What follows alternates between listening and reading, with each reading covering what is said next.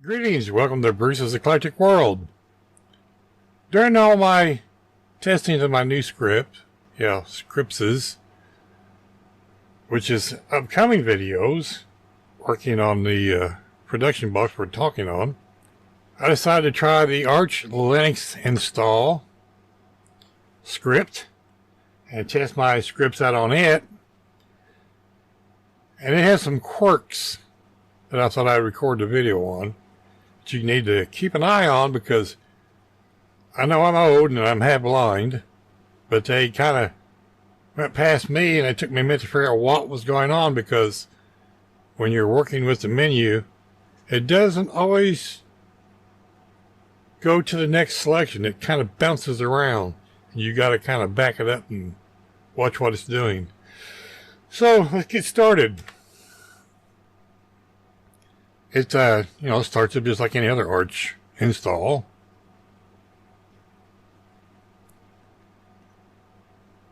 Goes through all the boot processing.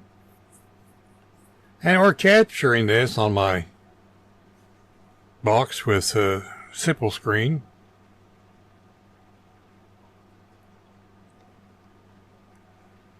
Okay, nowhere on here does this tell you where you have to type.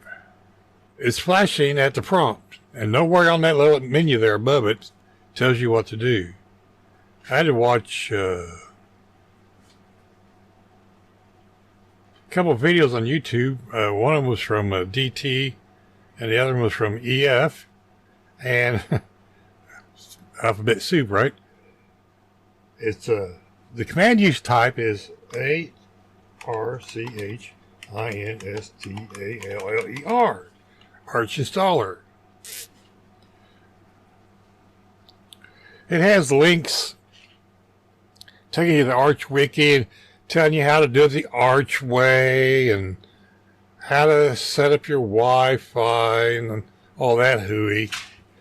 Yeah, well, no. I'm doing this on a desktop, so if you're using a laptop and you need special drivers, you're going to have to follow those links, because that's beyond the scope of this video and not necessary for me. So with that being said, I'm going to hit enter. And I can't type, I guess.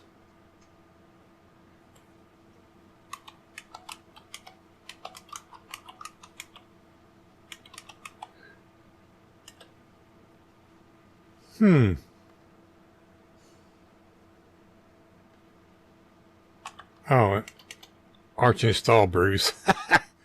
Disregard all that. It's Arch install. There we go. Now it does go out and test for your internet connection. And here's the menu.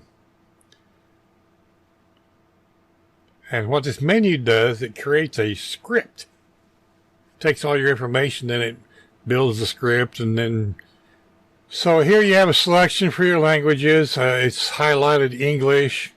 Obviously, if you have a different language you prefer or you use, then you hit enter, and you scroll up down through here and select which one you need and hit enter. The next one is your keyboard layout. Same thing. There's all your keyboard layout. Mine's US, so we're going to stay with that. This is blank, so it's your mirror regions. So you have to hit enter here, and then scroll down to your origin. I'm going to hit arrow up and then go to the bottom of the list and select United States. Hit the space bar and then hit enter. Okay. You see it's selected the United States. Language is English, US for my local, but you can, there again, you go through and select, if you're in Great Britain, then you need to select that one, or if If you're in Africa, you need to select that one. I'm going to stick with US because that's where I'm at. And then the same goes for your local coding. Ours is UTF-8, so whatever yours is. There again. Now this is where it gets kind of jumpy. Because you go in here and you got to select your drive. And since I'm on a Virt-manager virtual machine, I guess I should have said that at the start. But that's okay. We're getting there.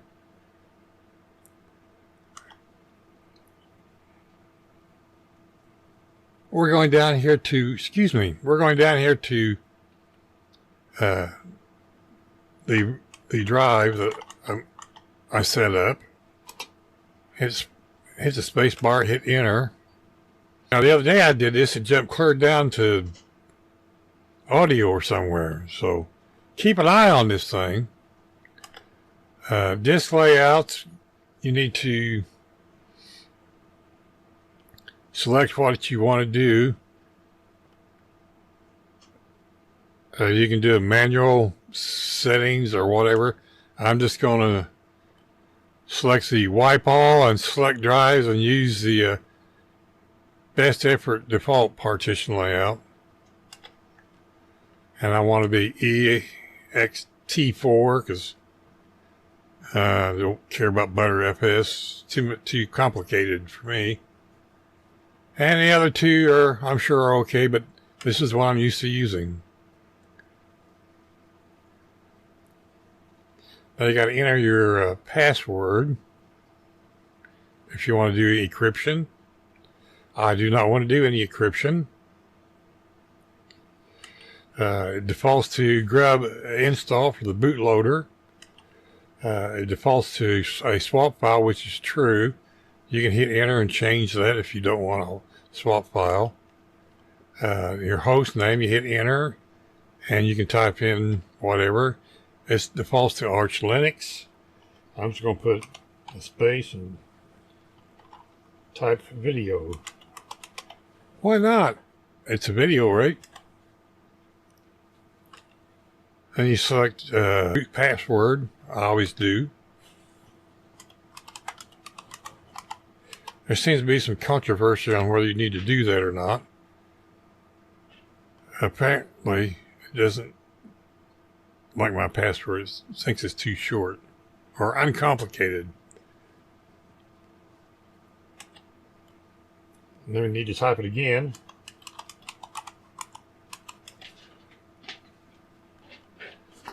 But I like setting a root password. There again, like I said, sometimes it doesn't. Some people don't like to do that. That's their prerogative. And apparently this is not jumping around like it was. That's okay. We'll just go with how it's working because it's doing what it's supposed to do. And it did it 3 times. So 3 times I installed this. So I'm not sure what it's doing. So we need to create a user. I'm just going to use my name. And yep, I need a password. And once again, it's going to tell me it's a weak password. I don't care. It's a virtual machine. I got to type it again.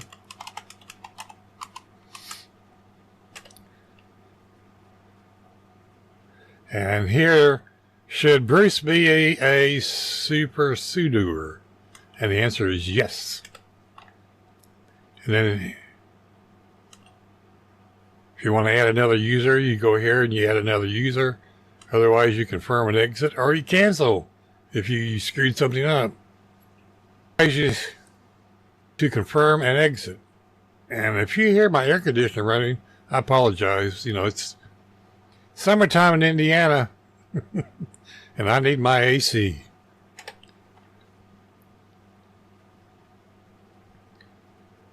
Okay, it goes down to profile, and this will be, what do you want to install? Do you want a desktop, minimal install? You want a server install? just a plain Xorg install where it boots up and then you have nothing but Xorg. You have to configure everything from there. Myself, I'm going to install a desktop. And for those that watch me anytime in the forums or on YouTube, you know I'm a Cinnamon fan. So guess what I'm installing? And here you can put in your different video drivers, VirtualBox, proprietary drivers, open source for your NVIDIA and Intel stuff. I'm just going to, you can install all the open source drivers if you want. But everything I own is AMD, so that's why I install by default. Okay, now we get to audio. Pipewire is selected by default. You can still install Pulse Audio, but I've been using Pipewire on EndeavourOS, and I've not had any trouble with it. Except for a couple of times. Once in a while, it's like, it's like Pulse Audio. It gets stupid, and you have to kick it in the head and slap it on the butt and tickle it under the chin to get it to do what you want it to do. So we're going to select that because it's the default. Add other kernels. This is where you add the other kernels. You have the Zen kernel or the LTS kernel or the hardened kernel, but it comes with the standard. I'll leave that. Here you add additional packages. You can type in what you want to Nemo, because I want a text editor. I want Xed, and I know because it doesn't install it. Because what it does is this installs the bare minimum. Talking is hard. Of the Cinnamon desktop. So, text editor and a terminal text editor. And those are the two I use. I want a browser.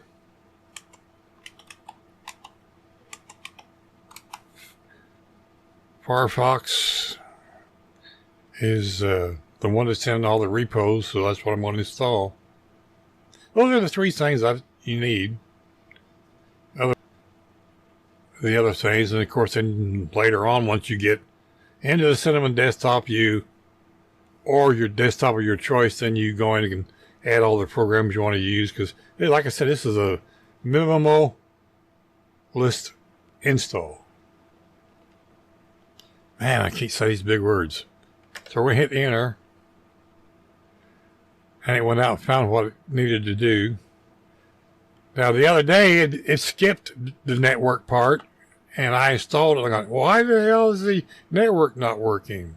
Well, that's because it was jumping all around. It did not save the hard drive information well earlier either. Apparently, if we're not going to make a video, it's going to work right. Go figure. So we're going to hit enter here, and we want to use Network Manager, necessary configuration, internet graphics, and the GNOME KDE. I tried the manual one, it did not work. So I used this one and it works. You can experiment with the ones you want. Or no network configuration. You can do it all manually, if you're so inclined. Myself, I'm lazy. Okay, then you get to select your time zone. And once again, I'm going to arrow down and then, or arrow up, and then keep arrowing up till I get to where I live at. There we go. And here you do the automatic time syncing and all that stuff. Yep. Here you can select optional repositories. It only gives you two choices. You can press the / asserts. I'm not going to do either. I'm just going to hit escape, get out of that. Now, the other day, the last time I did this, all this information disappeared.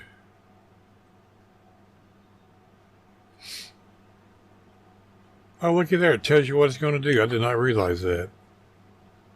Isn't that awesome? Yeah, because it came down here with a big warning right above the install that your drives were not set. Go figure. Like I said, I'm making a video. It's going to work correctly because I wanted to make a video to show that it wasn't working correctly. The joys of being old. You can save your configuration. DT tried doing this the other day on a video. The whole script that it's going to create.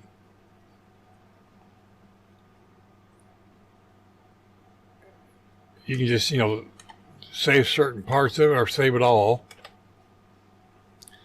And he couldn't figure out how to save it. So I played around with this till I figured it out because, I wanted to see. And home. And it creates it in the home directory. Just like that. So you want to do the install. Now it's ready. Just hit enter. And here is a preview of everything it's going to do. I'm not going to sit here and read it to you. You can pause and look at it yourself. Otherwise, I'm hitting enter. And it's getting ready to go in 3, 2, 1. And there it goes.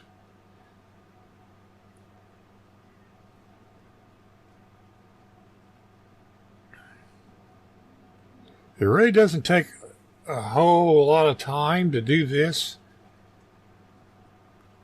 If you have a real fast internet connection, it doesn't take no time. My DSL is a little on the slow side, so yeah, I said DSL because, we live in the sticks. Greetings, Future Bruce here. I've decided to take and remove all the scrolling part of the installation of the screen, the scrolling part, and remove it from the video to make it a lot shorter. Because it's like watching paint dry, and some people just don't like that. So I thought I would make 2 versions. So enjoy the shorter one, and back to our regularly scheduled video. Bye. But anyway, from here on, you just select no and hit enter, and you're done.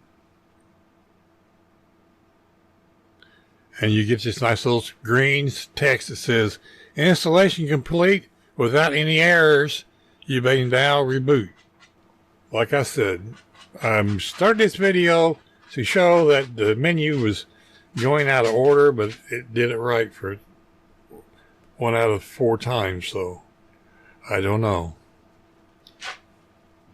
Anyway, thank you for watching. Well, I guess we could reboot it, couldn't we?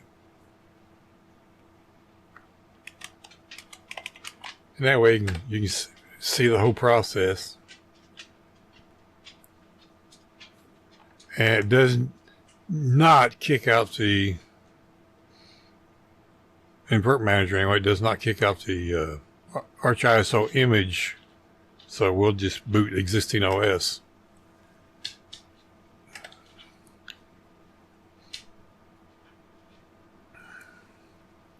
Now I will say, I've done this 5 or 6 times. It's always booted.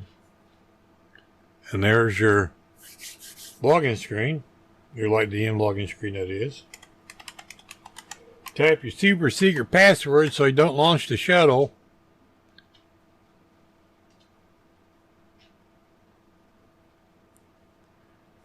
And here is your plain Jane cinnamon install. I mean, no backgrounds, no nothing. that one screen where you added your other software like Firefox and whatnot. If you know, you can add this Cinnamon desktop background. You can add the sounds. You can add all the file roller and all that stuff. You can add to that line during the install. It'll install it. Otherwise, you're sitting here with a plain menu. I mean, you get a file manager, Firefox, and a terminal. You get Vim for an accessory, so it does install Vim for those Vim lovers. Can't get my head around that one either. And there's your internet. QT webcam stuff. There's your administration tools. It does install HTOP. And you get your program preferences in the settings manager.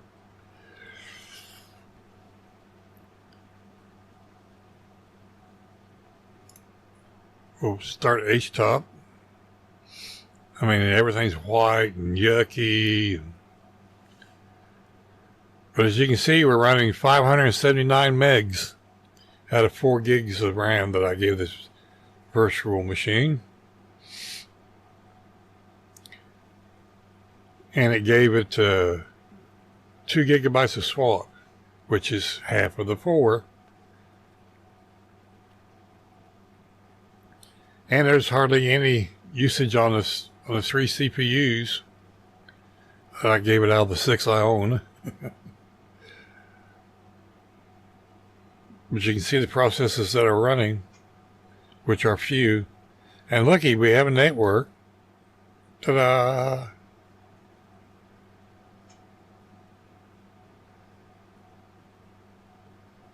And we have printer support and sound support. It's a very basic install, but you know, if you're going to build your own Arch system from scratch, kinda, this is the GUI way of doing it. Well, not GUI, scripting way of doing it, because it's just like EzArcher's ESNIX scripts or Chris Titus's scripts or DT scripts or Linux Dabbler's scripts or OTB's scripts. It installs Arch. I made one for Cinnamon. So I made one for Arch, which I may or may not share because it has a lot of my personal stuff in it, but we'll see. Testing is almost complete. I have it on my Git lab private folder for now. With that said, here's your basic Arch install. We want to thank you for watching Bruce's Eclectic World. Please be kind to one another. Be kind to your neighbors. You never know if you're going to see them again. God bless. Take care. You'll see me in another video, I'm sure. Goodbye.